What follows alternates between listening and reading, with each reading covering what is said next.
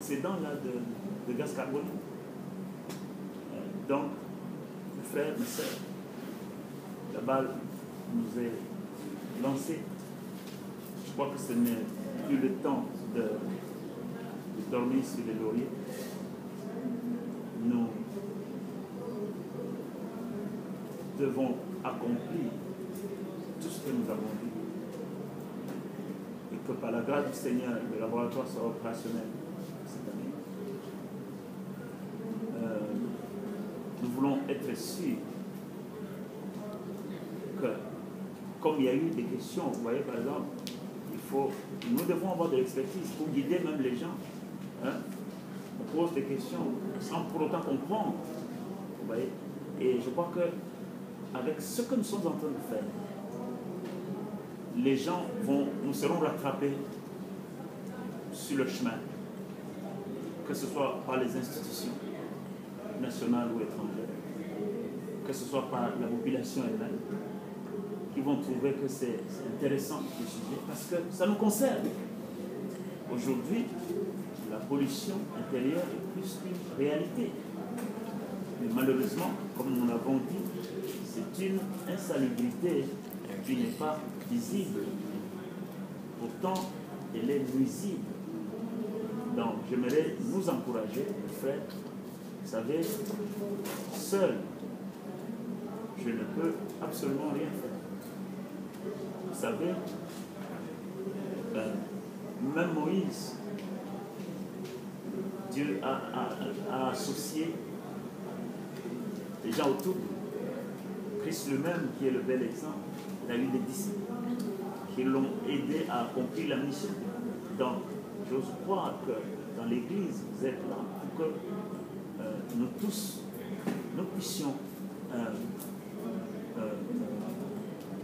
accomplir ceci. Je crois que c'est ça, c'est comme ça que nous allons marquer notre époque.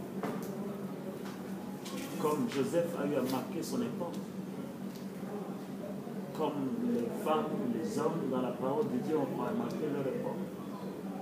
Vous savez, moi, les interventions que j'ai pu voir ici, ou que j'ai pu entendre, m'interpellent. Ça montre que nous devons travailler dur. Nous devons nécessairement travailler dur. Comme c'est un sujet scientifique, il ne faut pas croire qu'on vient, on raconte ce qui ne peut pas être vérifiable. Nous devons travailler dur. C'est cela l'excellence. Et vous avez suivi, c'est que l'invitation même du président de la commission de l'environnement dit: nous allons vous inviter, vous allez parler devant la commission. C'est une responsabilité. Or, moi je ne vis pas ici. Amen. Amen. Moi je ne vis pas ici. Ça veut dire quoi? Est-ce que le pasteur doit bloquer la machine? Si lui n'est pas là, que tout s'arrête. Si tel est le cas, tu n'as pas compris pourquoi tu es là. Si tel est le cas. Voilà pourquoi nous voulons nous rassurer que, à mon niveau,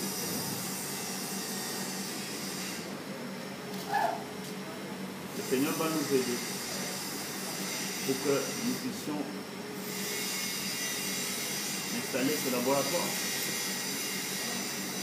et avoir tous les partenariats sur le plan extérieur en la matière. Le Seigneur va nous aider. Mais dans l'entretemps, parce qu'il s'agit bien du Congo, mes frères, mes sœurs, nous devons être debout. Je vais donner un exemple. Debout à plusieurs niveaux. Je ne sais pas combien d'argent j'ai déjà dépensé pour juste l'organisation de cette conférence.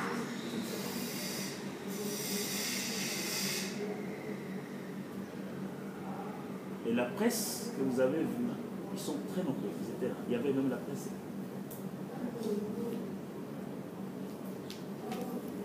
C'est bien beau d'organiser une conférence de débat, mais ça compte.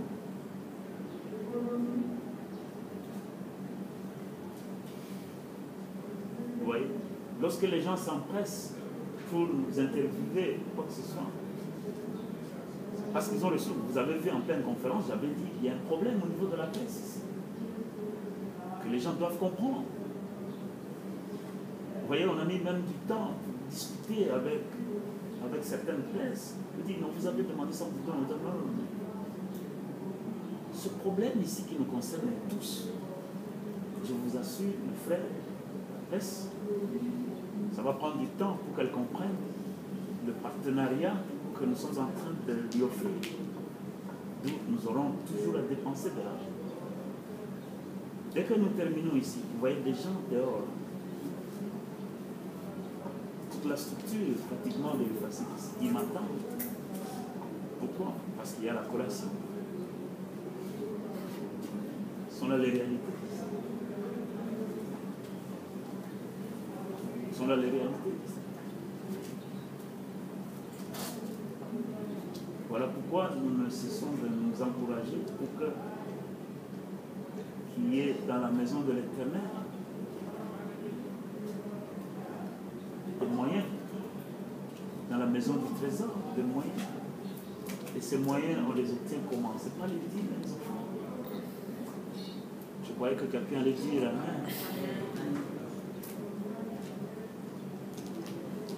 Même l'argent que je dépense, ça vient d'où?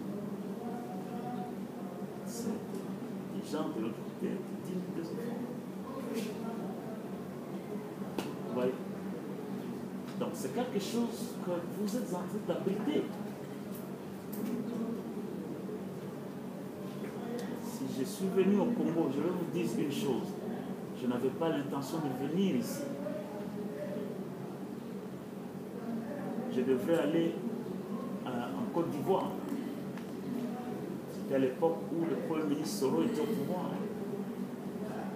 J'ai même écrit des lettres. C'est une Ivoirienne qui nous a mis en contact. Et les choses étaient compliquées, je n'avais même pas le rêve de l'enfance.